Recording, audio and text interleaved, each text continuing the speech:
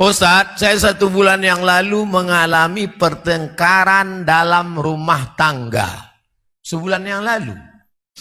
Dalam pertengkaran itu spontan saya ucapkan talak 3. Metik ini.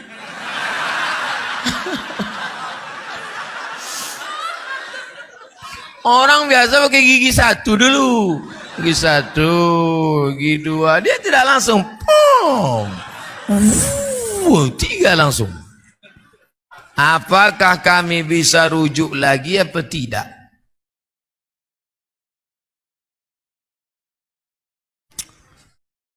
Ini kadang yang bertanya begini, anak lajang belum nikah pula. Oh, ini dia udah nikah. Kata dia sebulan yang lalu. Begini ceritanya saudaraku. Tolak itu 1 dulu. Setelah tolak 1, maka ada iddah 3 bulan. Iddah 3 bulan. Kalau dalam masa iddah 3 bulan itu kau balik, namanya rujuk. Cara rujuknya Pak Ustadz, kau ketuk pintu kamarnya, kau katakan, I back to you my dear. Rujuklah itu dah. Makanya orang yang menjatuhkan talak itu bukan berarti diusirnya dari rumah. Jangan kau keluarkan dari rumah, sekedar pisah tempat tidur saja. Aku tak bisa lagi menengok engkau, daripada aku mau muntah, aku pindah tempat tidur. Nanti pas hujan balik. Tapi ingat, sudah jatuh talak 1. Oh, ngamuk lagi. Jatuh talak 2. Masih bisa rujuk apa tidak? Bisa. Tapi kalau sudah jatuh talak 3, la tahillu lahu, tak halal rujuk hatta tankiha zaujan ghairah, sampai binimu itu nikah dengan laki-laki lain.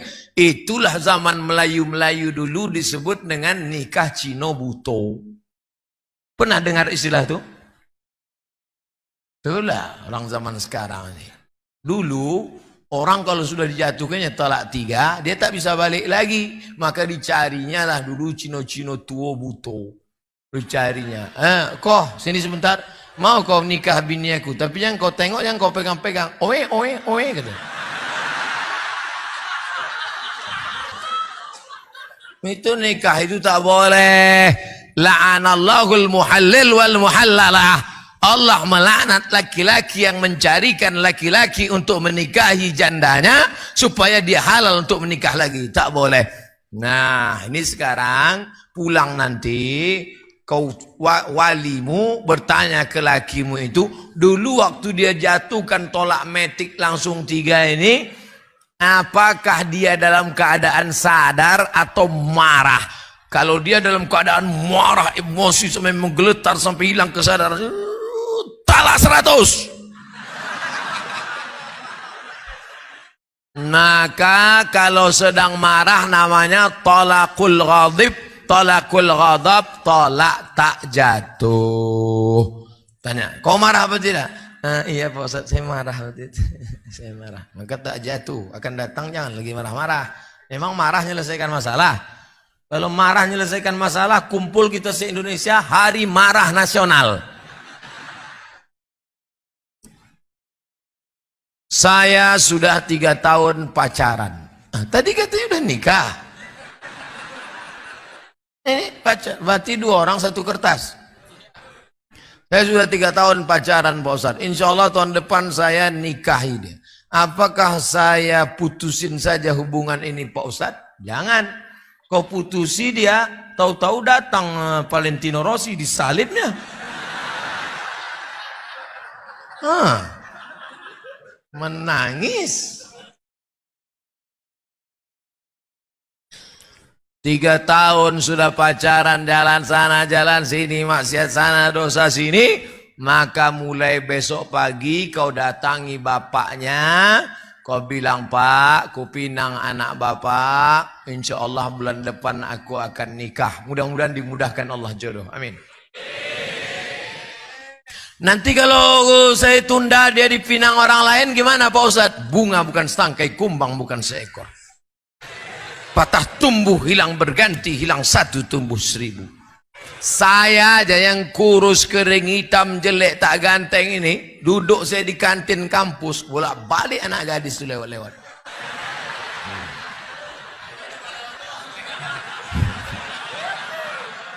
Lewat aja. Kalian kalau mau tahu, tengok komen-komen di FB, di YouTube tuh. Apa kata mereka? Ustadz, jadikan yang kedua ya. Saya pinjam uang di bank. Uang itu untuk saya bangun rumah sewa. Jadi hasil rumah sewa itulah untuk bayar tiap bulannya ke bank. Apakah itu haram? Haram, riba. Duit dengan duit, riba. Duit dengan barang, tidak.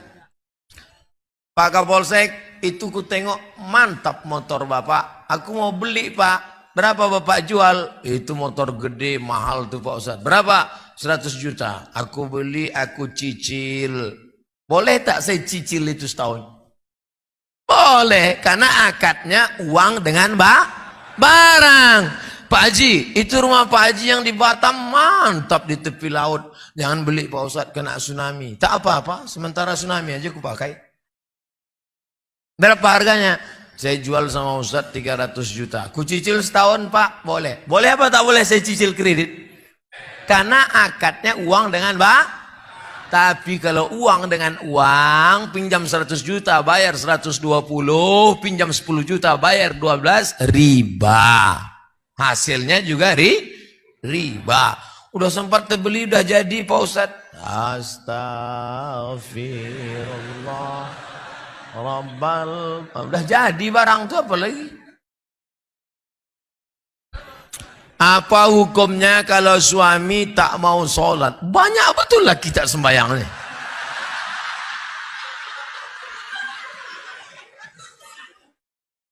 Makanya akan datang ku pesankan bu, ku pesankan pak, kalau kalian mau menerima calon menantu, adakan fit and proper tes. Ketua panitia Pak Kapolsek, tim audisi dari luar provinsi Abdul Somad LCMA. Insya Allah saya akan datang kemari bulan September nanti. Kita tes calon-calon menantu di Batam. Kau menjadi menantu bapak nih? Iya. Sembahyang kau ke masjid? Iya Pak Ustadz. Ini tanda tangan pengurus masjid.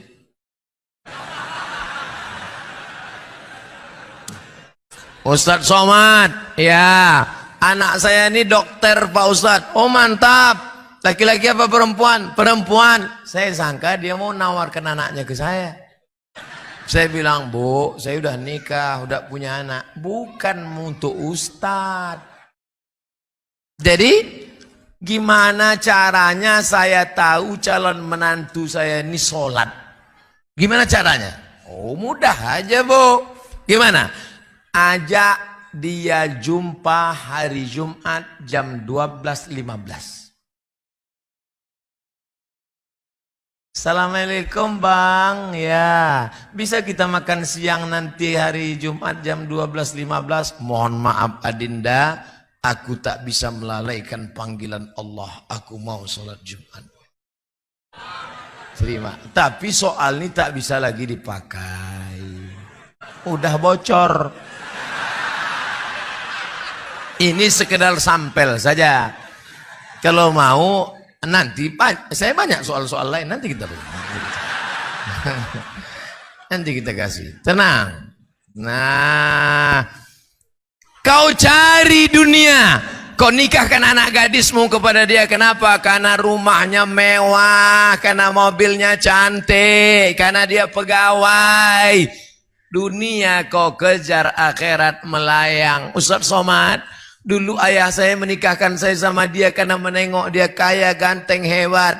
Ternyata rupanya setelah saya nikah saya tak mencium bau kebahagiaan. Jadi gimana rasanya? Macam tidur sama babi hutan. Kasihan anak gadis kita yang dibesarkan di rumah, diajarkan tahfiz Quran, disambut dengan marhaban tola'al badru alaina, tiba-tiba menikah dengan Fir'aun level 2 ini. ilaha illallah Muhammad Rasulullah. Tapi apa boleh buat, ini udah terjadi, udah menikah, nasi sudah jadi tai ayam. Laki tak sembahyang, ibu bapak cerita bubur juga lagi. Berdosakah saya apabila saya tidak melayani suami? Inilah kekeliruan banyak perempuan. Karena suaminya tak sembahyang, lalu dia tak mau melayani suaminya. Adinda, marilah kita, tak mau, kamu sembahyang dulu. Bukan begitu caranya. Ibu kan punya wali. Wali ibu itu ayah, datuk, abang, adik, pakcik, abang ayah, adik ayah. Wali ibu lah yang memanggil laki ibu yang tak sembahyang. Walaupun hidup 1000 tahun, kalau tak sembahyang apa gunanya? Walaupun hidup 1000 tahun, kalau tak sembahyang apa gunanya? Besok pagi mulai lagu di rumah itu aja, usah ada lagu lagi. Rekam MP3 sampai 100 lagu, tak robah-robah itu. Nada panggil pun itu juga. Besok pagi masak sarapan. Sepohon kayu daunnya rimbun, besar dahannya, lebat daunnya. Walau pas dia datang ke dapur, walaupun hidup 1000 tahun, kalau tak sembahyang. Kau nyindir aku? Enggak bang. Apa gunanya? Jadi yang ngomong itu wali ibu.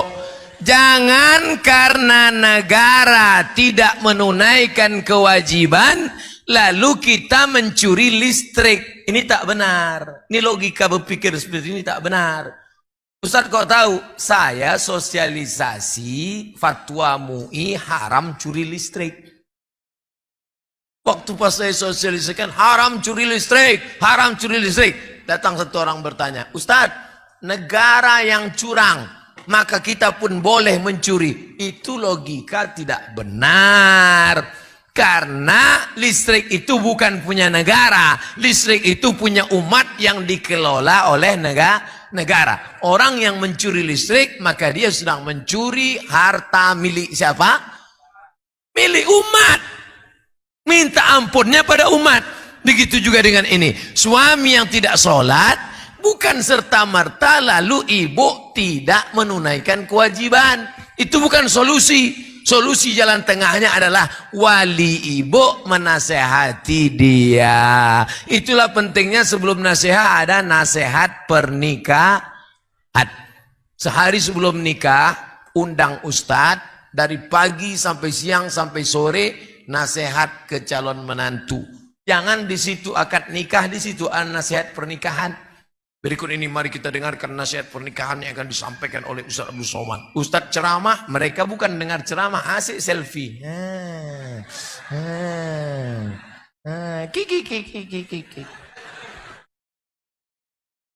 Karena saya pernah dengar dari ustaz lain, apabila suamimu tidak mau sholat, berarti kamu sama halnya berhubungan dengan setan. Makasih Pak Ustaz. Orang yang tak sholat itu dua. Yang pertama fasik, yang kedua kafir. Apa beda fasik sama kafir? Tanya dia, bang, abang kenapa tak sholat? Menurut saya sholat itu buang-buang waktu saja. Nah, itu kafir. Kalau begitu nanti jawaban suamimu, maka kau sudah fasah dengan dia. Kalau suami menjatuhkan talak, namanya talak. Kalau istri menggugat namanya khulu. Kalau otomatis dilepas hakim namanya fasah. Karena suami sudah murtad. Tapi kalau ditanya, abang kenapa tak sholat? Aku sebetulnya tahu sholat itu wajib adinda. Kenapa tak sholat? Aku malas. Dia fasik. Wallahu la yahdil qaumal fasiqin. Allah tak berikan hidayah pada orang yang fasik. Ustadz yang bilang tadi suami ibu setan, dia geram aja itu.